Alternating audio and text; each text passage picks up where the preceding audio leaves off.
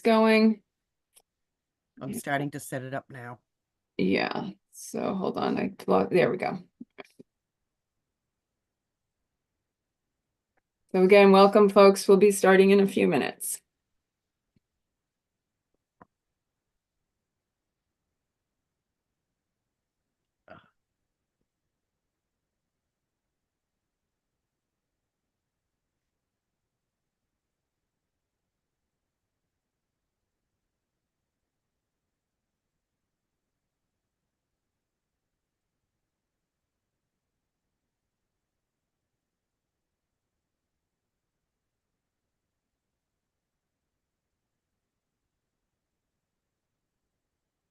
It says it's live streaming.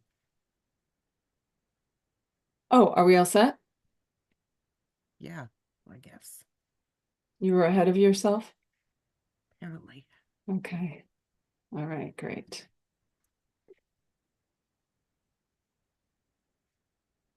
All right, so let us get started.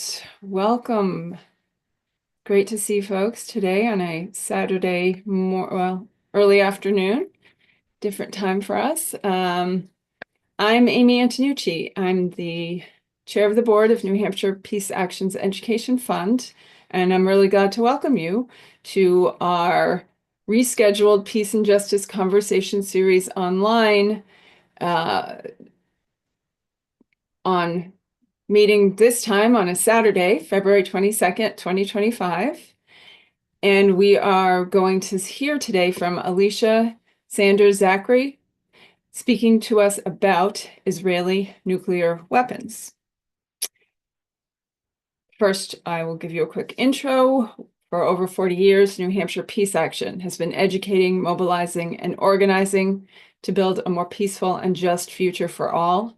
The series that you are here with us for today started in 2020 as one way that we connect and do that work together.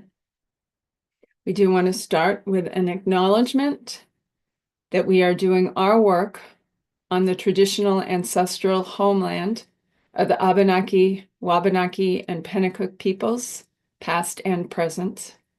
We honor with gratitude the land, the waterways, and those people who have been in relationship throughout so many generations. Quick reminder about our Zoom setup guidelines here. We love when you have your video on, although we understand if you don't want it on since we are recording. We will keep everyone's audio muted to start with. You can use the chat to posit questions all along, and later we'll do hand raising. The situation is that, as usual, our speaker will go first, and then we'll move into the Q&A discussion part of it. So I'm going to introduce Alicia, and I'm going to start actually with a photo here. So we are really pleased to have Alicia with us.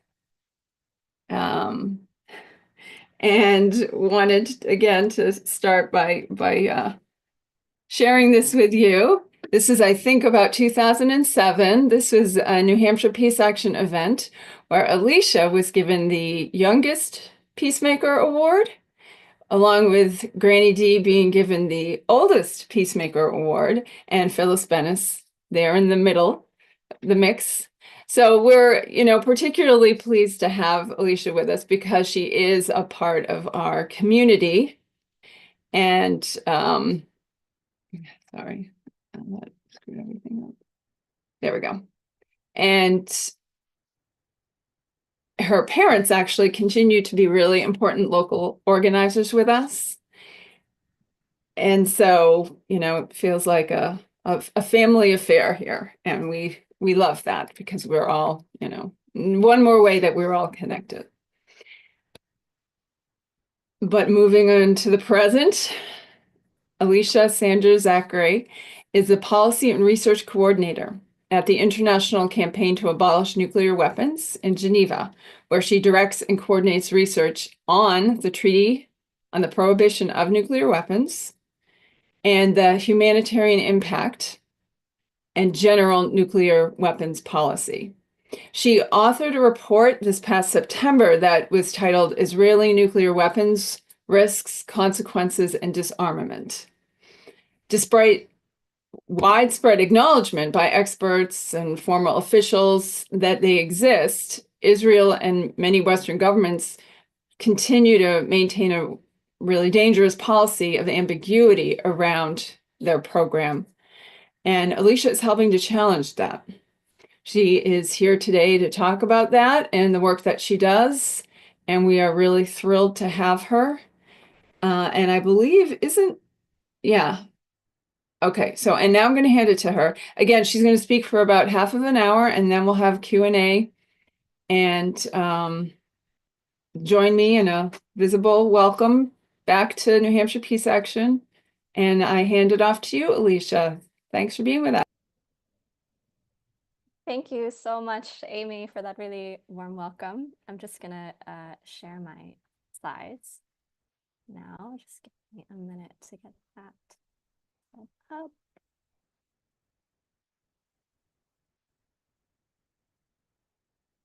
All right. Hopefully you can all see my slides now and just give me a holler if you cannot. But yeah, I'm really, really pleased to be here to speak with you all today. Currently I'm the policy and research coordinator at the International Campaign to Abolish Nuclear Weapons. But much more importantly, I'm Sheila Zachary and Bob Sanders' daughter and a former New Hampshire Peace Action volunteer. So that's why I'm really glad to have the chance to speak with you today. So yeah, I'll be presenting a bit about this briefing paper that I put together for ICANN that puts together essentially what is known about Israeli nuclear weapons, given as Amy mentioned in her introduction, a lot of the ambiguity and the fact that Israel itself doesn't admit to having a nuclear arsenal. There is a lot that is not known, but there is some information that we have, as well as the current risks that Israeli nuclear weapons pose, the consequences, of course, if they were ever to be used, as well as a potential pathway to disarmament that uses the Treaty on the Prohibition of Nuclear Weapons, which we'll talk more about in a bit.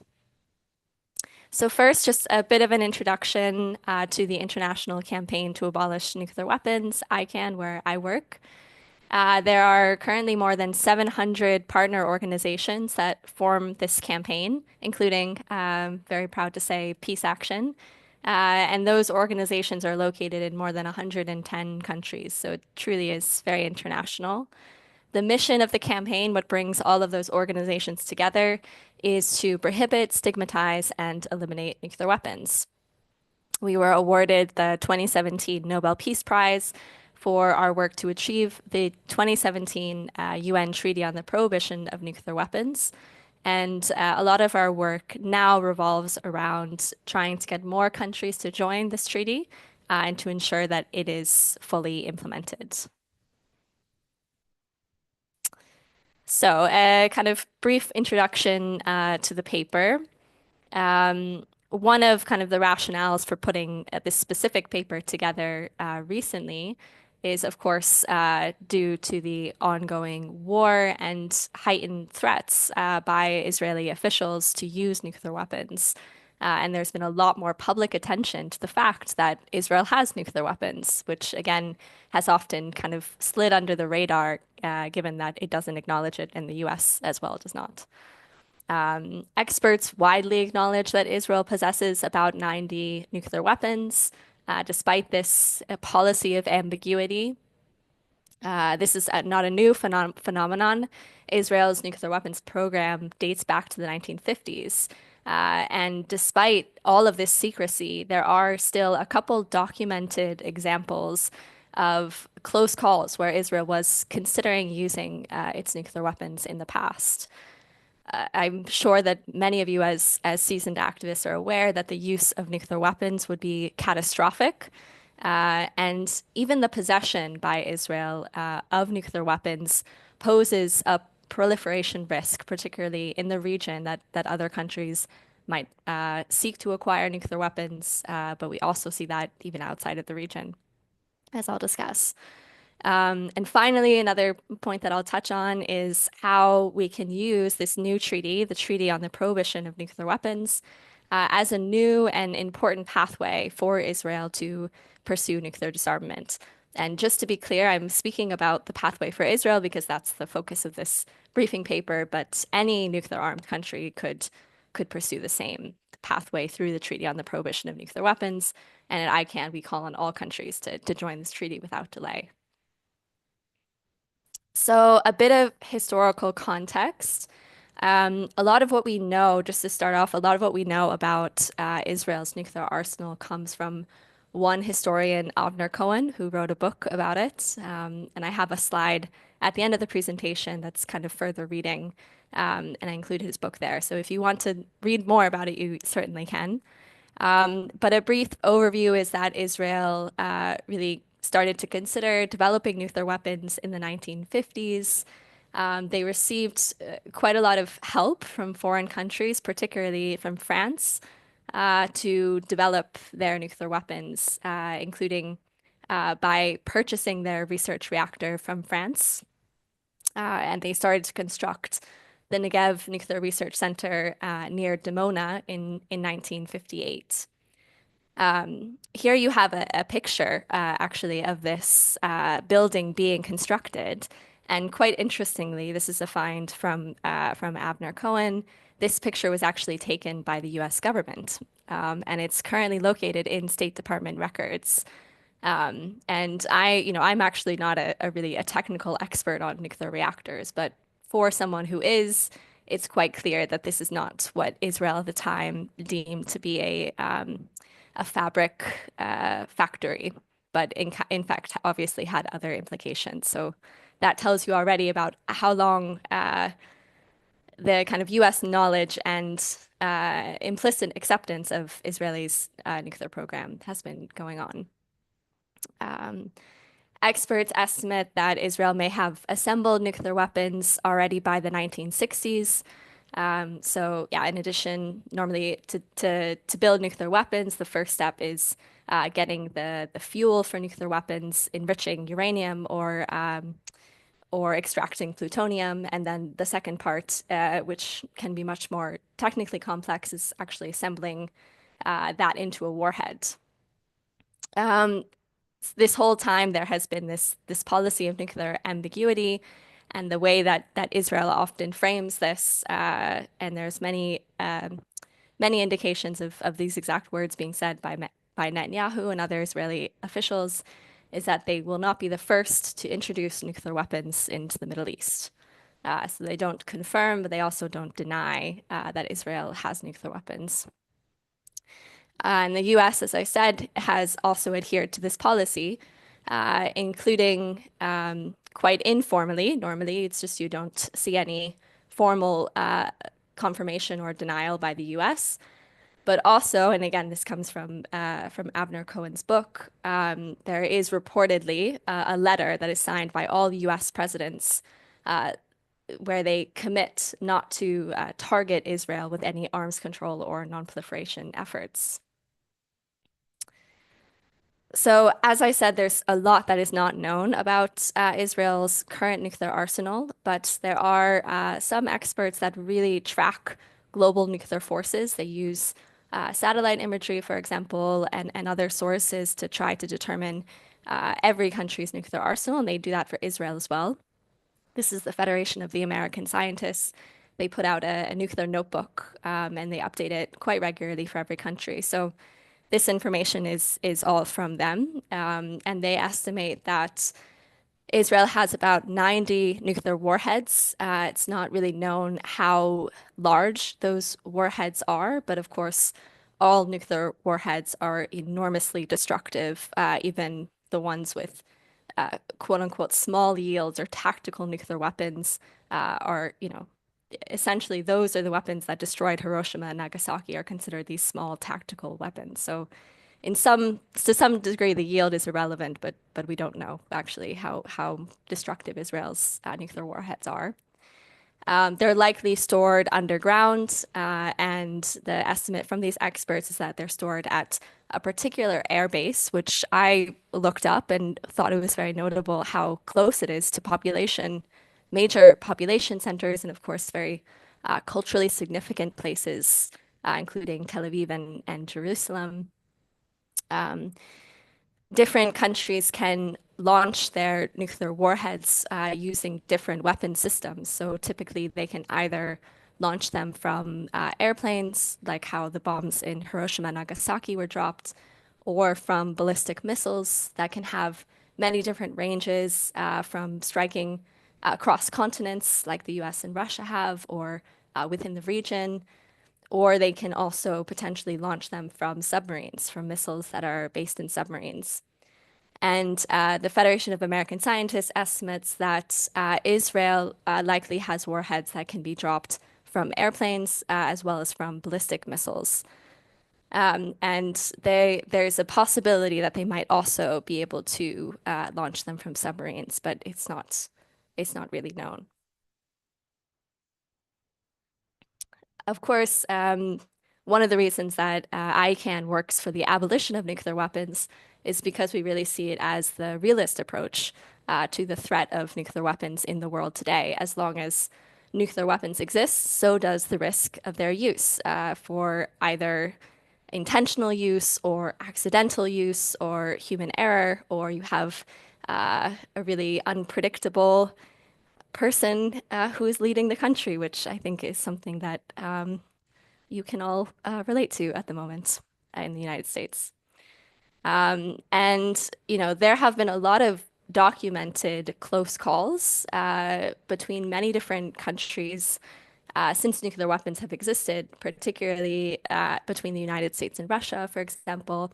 And we actually also do have some documented examples of when Israel did consider using its nuclear weapons, which again, I think is quite remarkable given the amount of secrecy that really shrouds Israel's nuclear arsenal. We do still know that there were actually times when leaders were considering using nuclear weapons. And again, this comes from Abner Cohen, who wrote about this in his book. So the two kind of documented cases were during the 1967 Six-Day War, when the Israeli Minister of Defense reportedly asked internally for authorization to carry out a nuclear demonstration. And what that would have meant is somewhat unclear. It could have been a so-called nuclear test, which might have been meant to be away from a population center, or it could have been nuclear use. It's really not well known.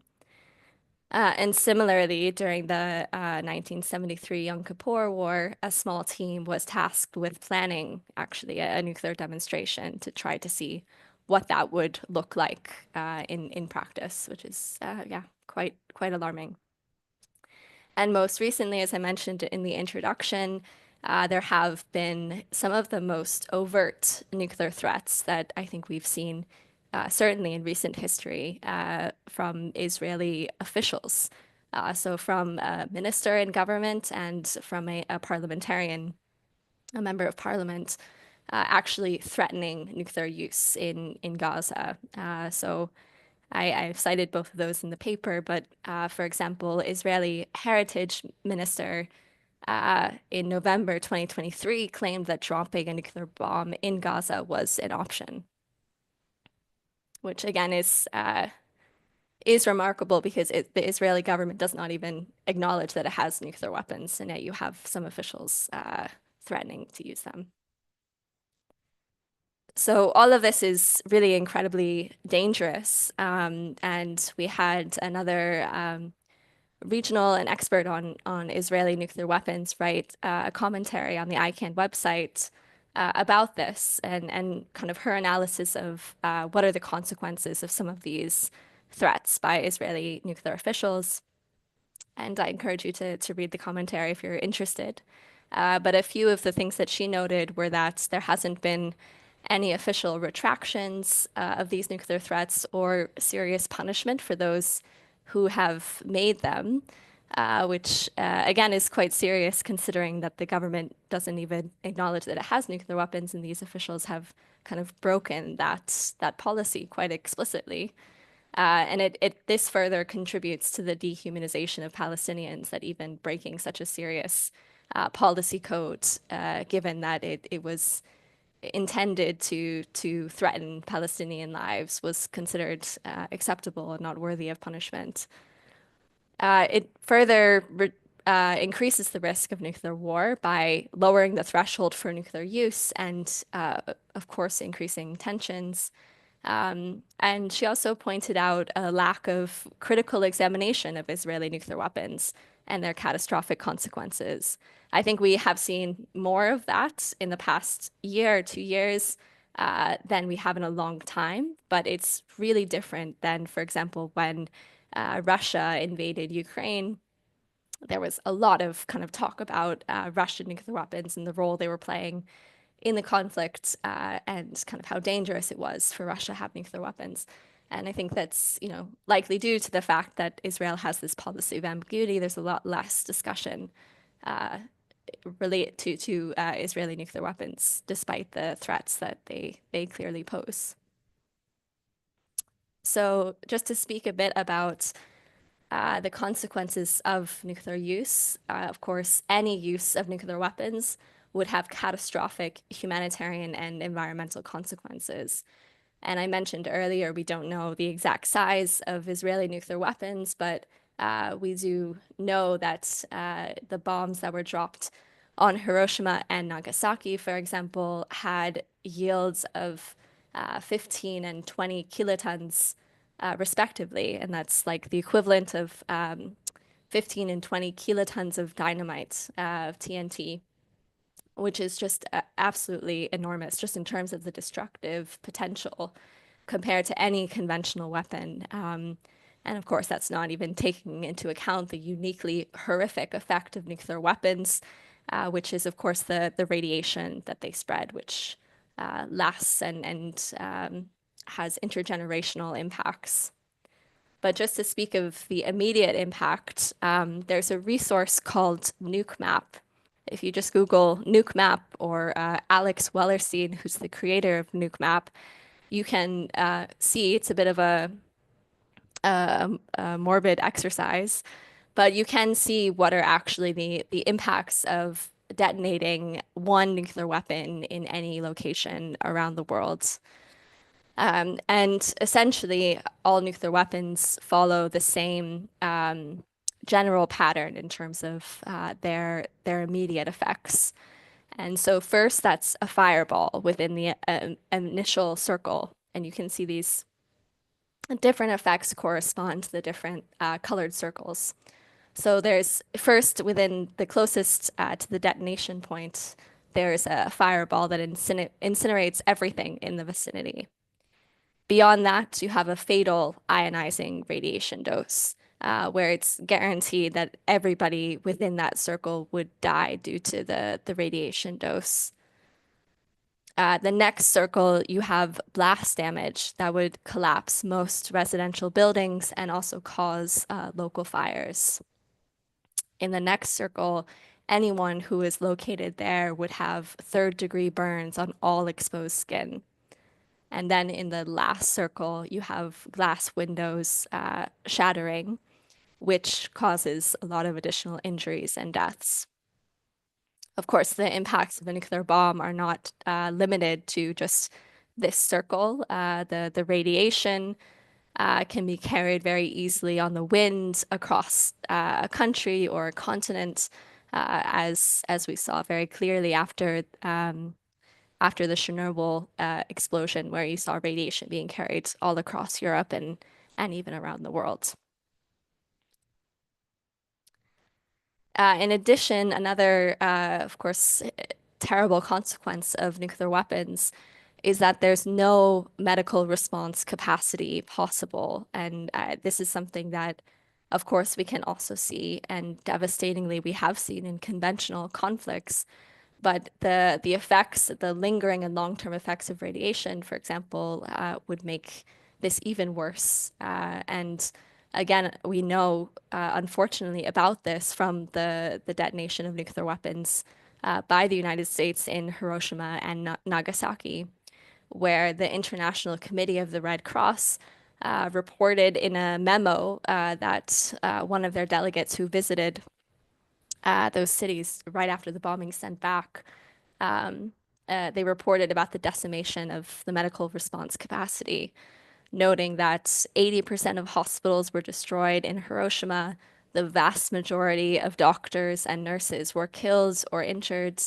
Um, oh, oh. Medical equipment was practically non-existent, and the place looked more like a morgue than an emergency hospital. And we did another report in 2022 where we looked at the current medical infrastructure in 10 cities and their capacity to respond to a nuclear attack. And we found that that even in current conditions, cities would not fare any better, that most hospitals would be destroyed, that medical personnel would be incapable of helping. And even today, given our kind of reliance on a lot of different technologies, the impact on technologies and access to electricity would be even more catastrophic. So clearly, I think it shouldn't be very controversial to say that any use of nuclear weapons would be absolutely catastrophic. But Israel's nuclear weapons, and I would also say any country's nuclear weapons, pose a risk even when they're not used. And this is partially because of the proliferation risk that they pose. That Israel's nuclear arsenal provokes other countries in the region to consider developing nuclear weapons. Israel has also reportedly helped South Africa to develop a nuclear arsenal. In 1979, there was an incident that is widely suspected to be a nuclear test that was carried out between Israel and South Africa. Israel is one of a handful of countries. Almost every country in the world has joined the Nuclear Non-Proliferation Treaty. And it also refuses to engage with and blocks efforts to establish a WMD free zone in the Middle East.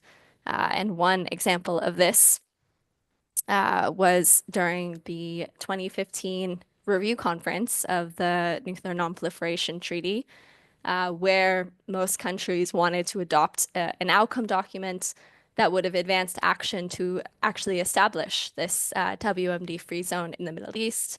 And Canada, the United States, and the United Kingdom blocked the adoption of the document because of Israel's objection to the proposal, even though Israel has not joined this treaty.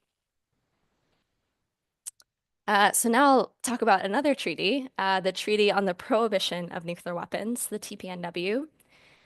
The TPNW was negotiated and adopted in 2017 by 122 governments, and it officially entered into force or took effect in 2022. It establishes a comprehensive global treaty-based ban on nuclear weapons. It's the only treaty to do that. Importantly, for countries that have nuclear weapons, it also establishes a legal framework for eliminating nuclear weapons programs. That's in Article 4. And also assisting the victims of nuclear weapons use and testing in Article 6. There are currently 94 signatories to the treaty and 73 states parties. So signatories have kind of endorsed the general goals of the treaty, but might not be legally bound by all of the provisions. And states parties are legally bound by all of the provisions. Normally, president can sign a treaty or a head of government can sign a treaty, and the ratification has to go through a parliament or Congress. Of those signatories and states parties, as you'll see here, there is very broad, diverse regional representation, but there aren't currently any countries that possess nuclear weapons that have joined the treaty. Let's see, I'm doing on time. Okay, great. So at ICANN, we argue that Israel has a path to nuclear disarmament through the TPNW. Of course, this is not to deny that there is an enormous amount of political work that needs to happen before Israel joins the treaty.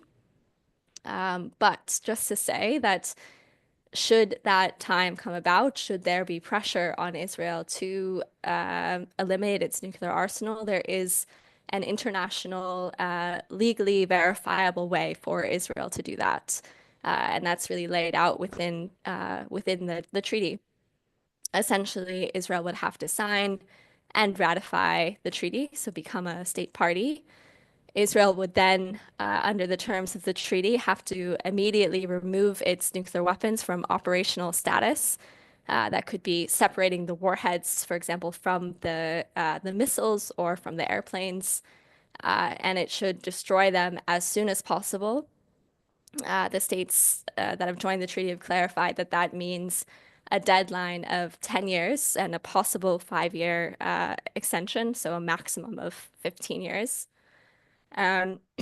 Within 60 days of joining the treaty, Israel would have to submit a legally binding time-bound plan for how it will carry out its elimination of its nuclear weapons program. And this relates to all nuclear weapons related facilities. And it would need to submit that plan to the next meeting of states parties and negotiate it either with countries or with what is called a competent international authority. So it could be international nuclear inspectors or some other competent body. Israel would have to conclude an agreement with the International Atomic Energy Agency. This body already exists and verifies that the majority of the world's countries do not currently have nuclear weapons. And then Israel would have to report to every meeting of these countries until it has completed its obligation.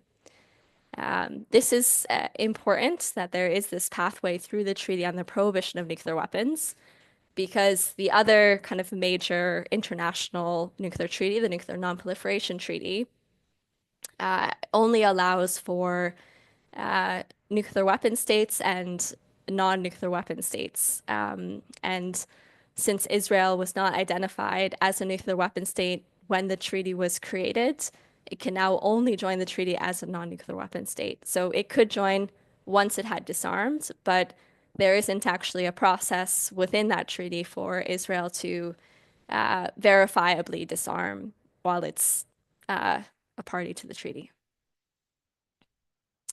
So, in conclusion, I'll step away from the legalese for a bit.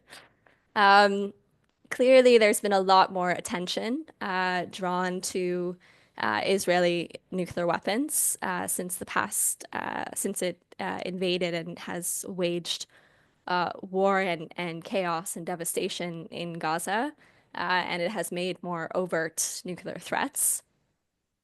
This is a key moment to highlight the need for nuclear disarmament and put pressure on all countries to join the Treaty on the Prohibition of Nuclear Weapons and disarm in a verifiable way under international law. This might seem like a far-off prospect given the current state of affairs, but the reason that at ICANN we're always pushing for the elimination of nuclear weapons is because we really do see it as essential for the security of all people in every region and around the world.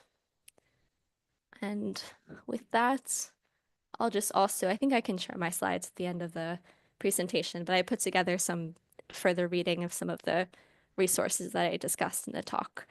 So in case you're interested in seeing those, you're welcome to check them out. Yeah, I think I've been certainly talking for long enough, and I'd be very interested in hearing your questions and having a discussion. So thank you very much for your attention. Yeah, thank you so much, Alicia. That was a lot of great information. And we definitely have questions and comments coming. I'm going to let Yeah, and I'll find ways to make sure people get these references. But I'm going to let Mike start the conversation. Go ahead, Mike. Yeah, I have two or three questions that I don't really understand, and I'm hoping that maybe you can help me understand this. So, as I've started paying attention to nuclear weapons, two or three things have become apparent to me. One, back in the 60s or 70s, they were so small that a guy could jump out of a plane with a nuclear bomb and the warhead in a backpack and land on the ground. So I don't know how big the warhead, but the whole device was, I don't know, 65 or 70 pounds. And that we have those and a few other countries have those. And those would be the equivalent of what hit Hiroshima, to my understanding. That would be large enough to set off a detonation, more or less the size of the detonations that we're aware of. And then also, apparently, Egypt in the 50s and 60s had a rocket program, ballistic missiles, and Saudi Arabia has ballistic missiles, and numerous other countries. They don't have nuclear missiles, but they do have the bombers and or the ballistic missiles to deliver the bombers. So where I'm trying to go with this, if the warhead is so small that I guess it's part of the 65-pound bomb, could that warhead conceivably just be transferred around and put on any ballistic missile, or do you have to have a specific delivery device? And where does that leave us if, someday in the future you could just buy them at Walmart, or not Walmart, but, that they were small enough that they can just be easily moved around by one or two people? Yeah, that's a really great question. And I think a lot of people have these questions about like, even if a country decides they're going to join this treaty and they're going to eliminate nuclear weapons, how do you Alicia, know? can Yes. you got a little quiet there. Oh, sorry. Let me That's try to better. hold my microphone closer. Yeah. No, I was saying that we get this question a lot of like, let's say a country decides they're going to join this treaty and eliminate their nuclear weapons. How do you know that they're telling the truth and they're not like hiding some nuclear weapons somewhere? And it's true that a nuclear weapon does not even have to be put in a backpack to be very small. For most nuclear weapons, the plutonium pit, really the core of the nuclear weapon, is actually about the size of a fist. So it's quite small. Then there's a lot of other things that go into the warhead, and I'm not a physicist, and also this stuff is kind of secret, so I don't know all of it. But typically, what makes a nuclear weapon so big is the delivery system. So as you identified, when there were backpack nuclear weapons, which is quite a terrifying concept, that was quite a compact delivery system. Nuclear missiles are typically very big. As well as airplanes that can drop nuclear bombs. Um, but the way that we can essentially verify if a country has nuclear weapons or not goes back to these facilities to produce the core components of nuclear weapons, which I think, as I mentioned in my presentation, is really the enriched uranium or the plutonium, because the processes to develop those materials are not small. They're these really big facilities that even independent researchers using satellite technology can identify by using this satellite imagery to see the production facilities. So it's much more difficult to hide that production facility.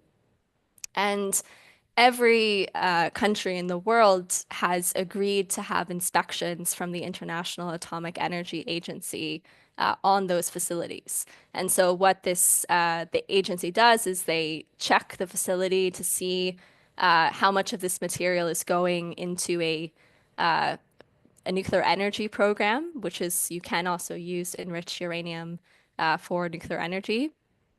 And if there's any material that is produced that is unaccounted for, that immediately raises red flags within the agency, and they're concerned about where that could be going and if it could be going into a weapons program.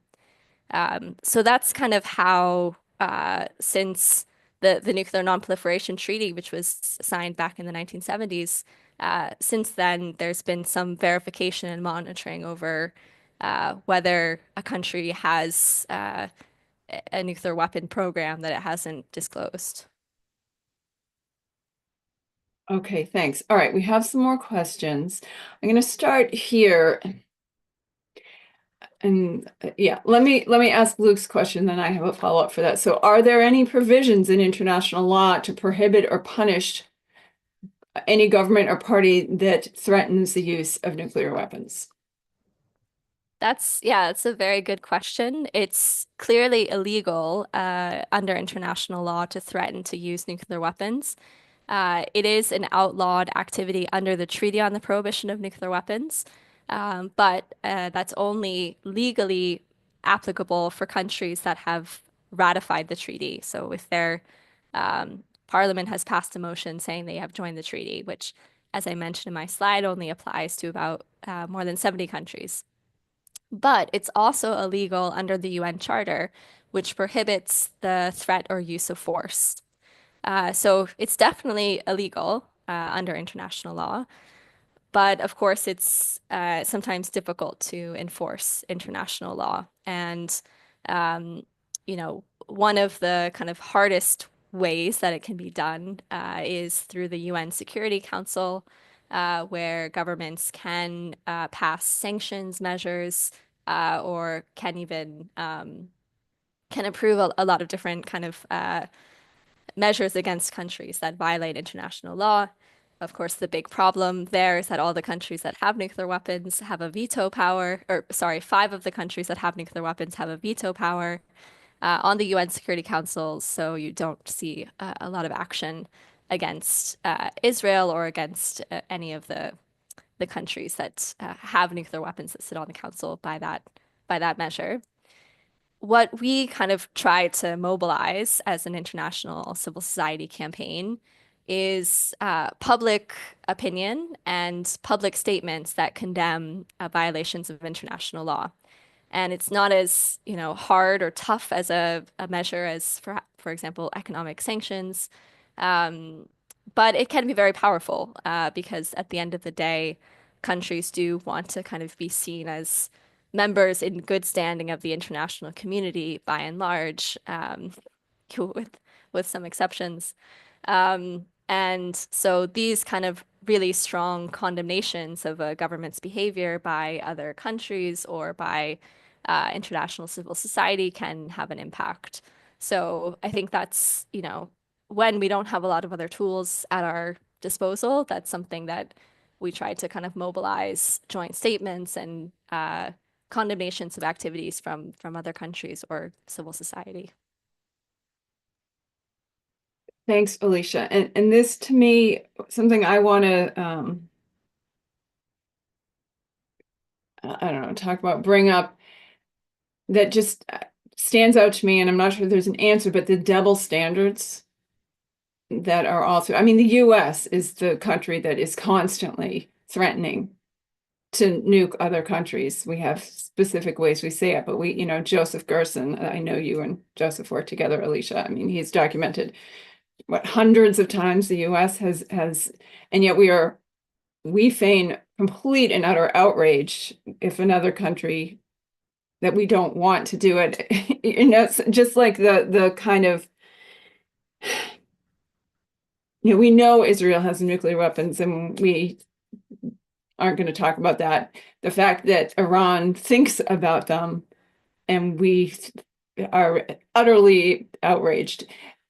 I don't know. Do you have anything to say about these double standards and how they are making it so much harder to really make any progress on not just nuclear, but human rights on many things? Do you have thoughts on that?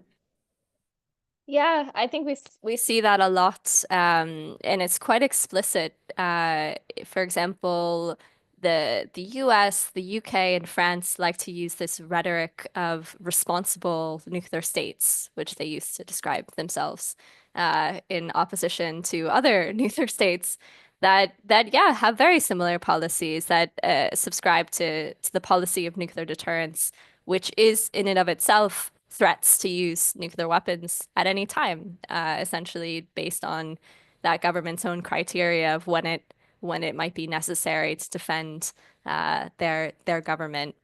So I think that that can be very frustrating to see play out.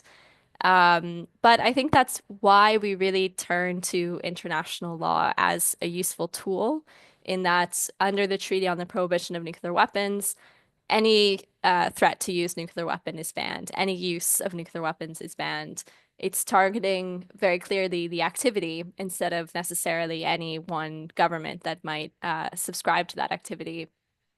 And while, yeah, it's has its own kind of challenges, and particularly in light of the fact that, yeah, from a strict, legal sense, it only applies to those countries that join it.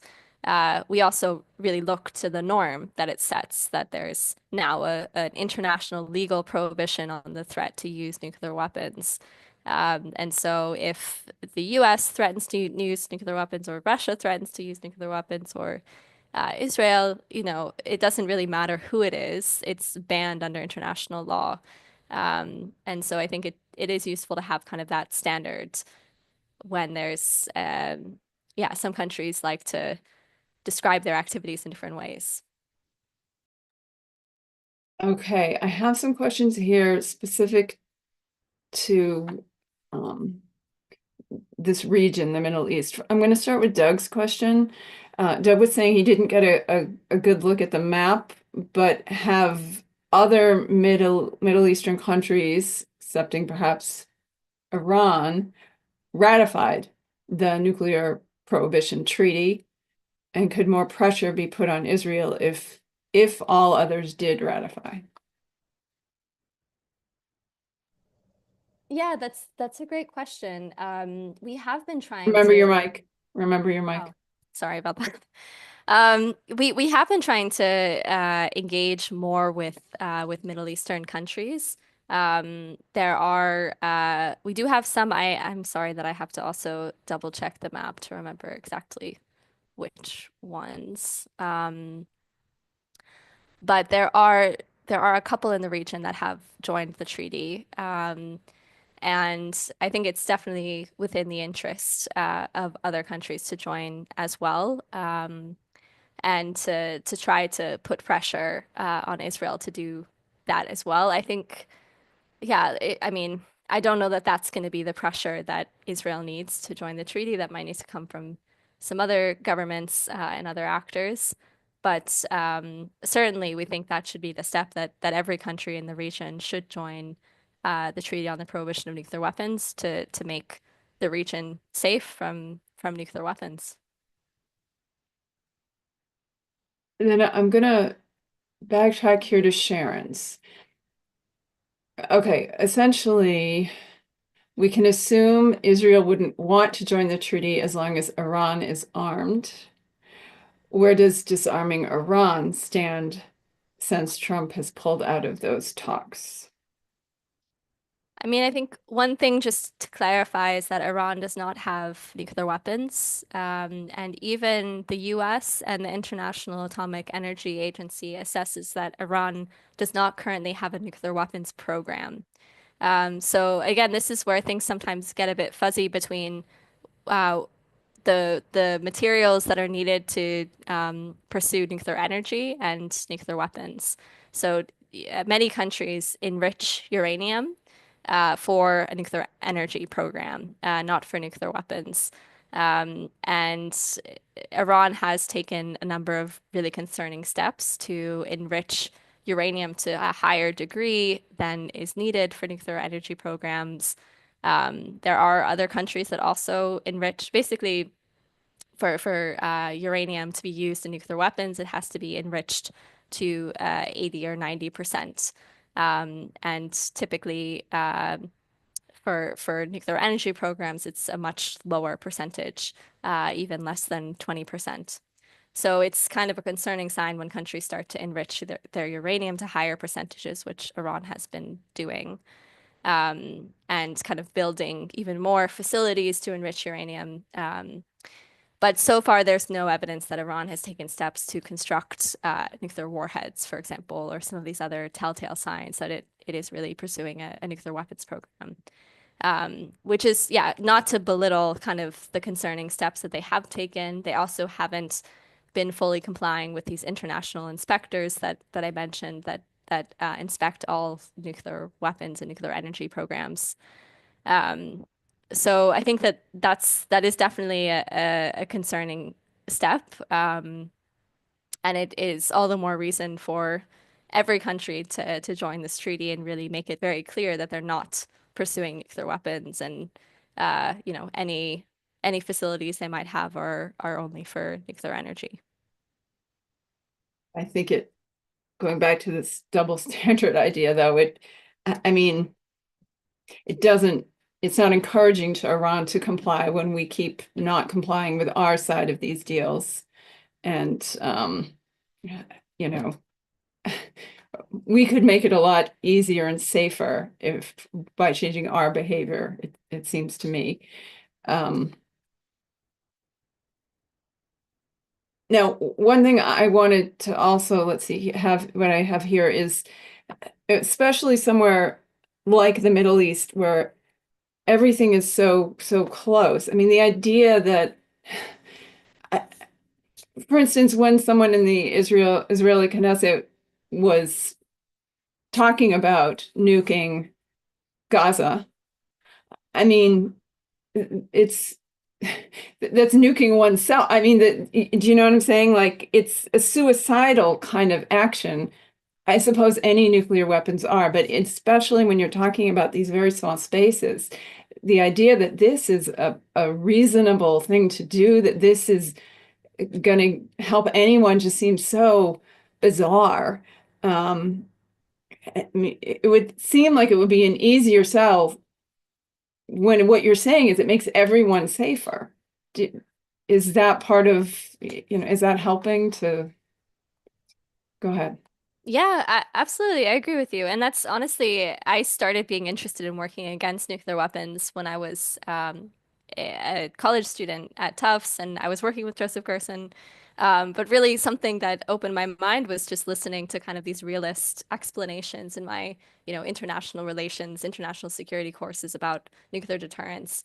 And it never made sense to me, honestly, because for many reasons that you've pointed out. But the whole rationale behind, and there is a rationale in the US government, I know, I'm sure in every other country as well, behind all of the more than 5,000 nuclear weapons in the arsenal. And just that on its face is absurd. I mean, like, it's crazy. Like, how could you possibly need all of these weapons, even if you believed that they were important to for your country to be able to survive an attack. It's kind of, it doesn't, I would say it doesn't stand kind of common sense logic. And you can see a lot, I guess, as well, kind of the influence of defense contractors, for example, arguing the need for more weapons, even beyond what the government or the Defense Department deems necessary. But I think I could go on for a very long time about how irrational nuclear deterrence theory is. But I think you've pointed out a really good example.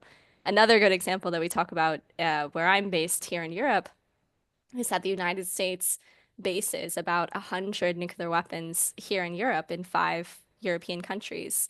And those weapons don't have ranges. They're not intercontinental uh, missiles. They're weapons that have ranges to be used in Europe. So these are European countries that have agreed to station nuclear weapons on their territory that would be used on their continent, which, as you said, just as with the case of Israel considering using nuclear weapons in its region, is just absolutely absurd. And I guess one final thing I'll say that is that it really speaks to how undemocratic these weapons and weapons policies are, that they're decided by one person, by a team of 5 people in some, national security center, and they're never voted on or agreed to by the population, and for good reason, because obviously they wouldn't agree. I want to mention that there was a program this past summer that Joseph Gerson was involved in. I think it was something like the myth of nuclear deterrence. There's now, and it is, I'll try to find it and get folks a link, and I'm sure it's on YouTube now, that clearly it's completely untrue. The more nuclear weapons there are, the more people want nuclear weapons. It's not that, this is just not how it works. Deterrence is not what's happening. It's more driving a cycle of more. So I think this is an interesting moment when there's a lot more information to challenge some of what we've been told. I wanted to ask this question quickly. Where did it go? Oh yeah, Sheila is asking about Hamas and Hezbollah. Do they have enriched uranium? No, I mean this is a concern by many countries about non-state actors gaining access to a government's nuclear weapons program. But there's no indication that there's been any breach in Israeli nuclear facilities, so that other actors would gain access to it, or that they've or that they've independently developed anything. And that's again, it really takes a big facility to develop this. So it's something that is very difficult to actually do clandestinely. Okay, I know we need to stop soon. There's so much we can talk about here. I did want to highlight some of what Evelyn was putting in the chat, that she's concerned that a lot of people don't really understand.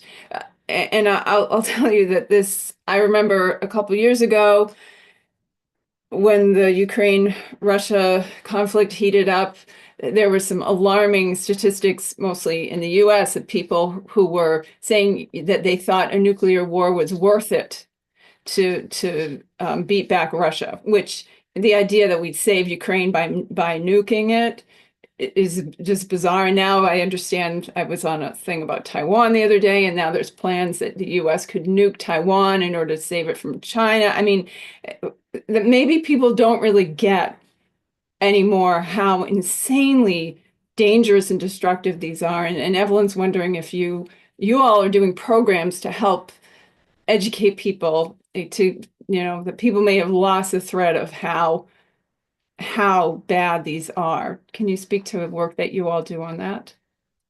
Yeah, absolutely. I mean, I do think there is a bit of an issue where sometimes people don't appreciate the destructive power of nuclear weapons, and that's largely due to, many government propaganda campaigns, some, media misinformation we saw, for example, around tactical nuclear weapons, which I just have to say every time the weapons that were dropped on Hiroshima and Nagasaki were tactical nuclear weapons. So there is no such thing as a small nuclear weapon. And I think there is a bit of an issue there. But I would say that at the vast majority of people that I speak to, I don't need to convince them that nuclear weapons are bad and that the use of nuclear weapons would be bad.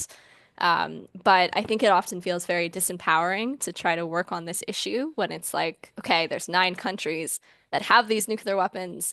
There's not a democratic process for you to vote on whether your country has it or not. Um, it's quite a mainstream, particularly in the US, quite a mainstream political position to support nuclear weapons and nuclear weapon spending. So kind of what I think a lot of people don't see what they can do about it. And that's really where I think we do have a lot of resources on our website about how bad nuclear weapons are, and I encourage you to find those. I can post some of them. But I think really what we tried to do at ICANN is make it clear that people can actually do something about this issue. And we have a lot of different campaigns where people can get involved. Um, One, for example, is reaching out to your local elected representative, whether that's at the federal level, a senator or a member of the House of Representatives, or at the state level, and encouraging them to join ICANN's parliamentary pledge. It's international, so it's parliamentary, but it's also like congressional pledge, basically, to pressure the country to join the Treaty on the Prohibition of Nuclear Weapons. So we have that on our website. Very easy way to get people to sign up. There are some New Hampshire representatives that are there already, but there can definitely be more. And that's one way to get involved. Another way is to get your local town council to adopt a resolution calling on the country to join the Treaty on the Prohibition of Nuclear Weapons. Again, we have a template on our website, as well as a list of all the different cities and towns and states even that have joined. So in the US, for example, Washington, D.C. has joined, the state of California has joined. There's a lot of really cool examples there of New York City has joined, a lot of really big places and small places as well that have joined. You can get involved in our divestment campaigns. You can find out if your bank or pension fund is investing in nuclear weapons, and contact them and ask them to stop. You can get involved with a local chapter of ICANN. You are all already involved in New Hampshire Peace Action, so great. Check, you've done that, but you can get somebody else involved. So there really are a lot of different things that you can do. I've just named a few, but I think that's when we try to outreach and talk to people, I think that's the main thing that we try to push against, is that there's nothing you can do and this issue is too big. But there are a lot of things that everybody can do. Thanks, Alicia. That's really important, and I'm glad that you brought that up. I know I need to wrap this up here. We're hitting 2 o'clock already. Let me say, I did just put into the chat a minute ago the link to what it was called Debunking Nuclear Deterrence Theory, and it was a peace action and campaign for peace, disarmament, and common security event. It was really very good back in July. Really gave a lot of good information for these sorts of conversations and this work when we go out and talk to people. I think it is helpful. Let's see. Yeah. Let me say a few things about what's coming up. I'll be quick. First of all, ICAN. Wait a minute. What's your website? How about you say it, Alicia, so we're sure that I've got it right. It's ICANW.org. Yeah, okay. Thank you. I felt like Go ahead. National Campaign to Abolish Nuclear Weapons. So Got that's it. the W. Yeah. Right. I think of it as ICAN, so it suddenly looked so wrong. Okay, but let me quickly say that, so that's how you can stay involved and learn more about what Alicia and her group are doing. We are at nhpeaceaction.org. Quick overview of a few things coming up this Wednesday. We'd love to see you in person. I'll start with the in-person ones. Well, it's going to be a mix. But this Wednesday, February 26th, 2 to 3 p.m., we are hosting another special vigil at Senator Sheehan's office, or outside her office at 340 Central Ave in Dover, New Hampshire. Help in terms of asking her to support joint resolutions of disapproval about another weapons transfer to Israel during this moment when Trump and his friends are threatening ethnic cleansing. We think this is a moment we'd like her to step up. The next day, Thursday, February 27, noon to 1, City Plaza, Concord will also have a ceasefire vigil. Note that this coming Monday night, our peace and justice conversation will be at 7 p.m. Eastern Time on Zoom about community peacemaker teams. And note that we are hoping, if tech and such goes right, to feature a quick update from New Hampshire Peace Action's soon to be starting new organizing director, Michael Morrill, who is currently in the West Bank on a community peacemaker team. So he's going to try to zoom in and give us a quick update, and you all will have your first chance to meet him. Also coming up are the Selma Remembrance events. It is going to be the 60th anniversary of the Selma marches. And Friday, March 7th, 7 p.m., there's a Zoom film showing of Selma, A March to Remember. And then Sunday, March 9th at 1 p.m. in Manchester, there will be a march across the Granite Street Bridge, and then a gathering at St. Raphael's Church. All that's on our website. Note that the series is free and open to everyone. That said, your donations are very meaningful and very helpful. nhpeaceaction.org/donate. Thanks to everyone for joining us. this Saturday afternoon event, different than our usual timing, but we're so glad it did work for a lot of you, and others I'm sure will catch up on the the YouTube channel. But yeah, a really rich conversation. There's clearly more we could have discussed, but sure we'll keep talking about it. And I just really want to thank Alicia. It was so great to see you again, to have you still connected to our community here and doing this amazing work that we are just really, really proud of you. And just really, it's incredibly helpful to the world, to all of us. And we appreciate it so much. And thank you for joining us. So thank you, Alicia, everyone. Thanks so much, Amy. And just to say, I mean, I wouldn't be doing this work if it wasn't for New Hampshire Peace Action and if it wasn't for my amazing parents. So thank you so much. And I love you so much, Mom and Dad, too. Thank you all. We'll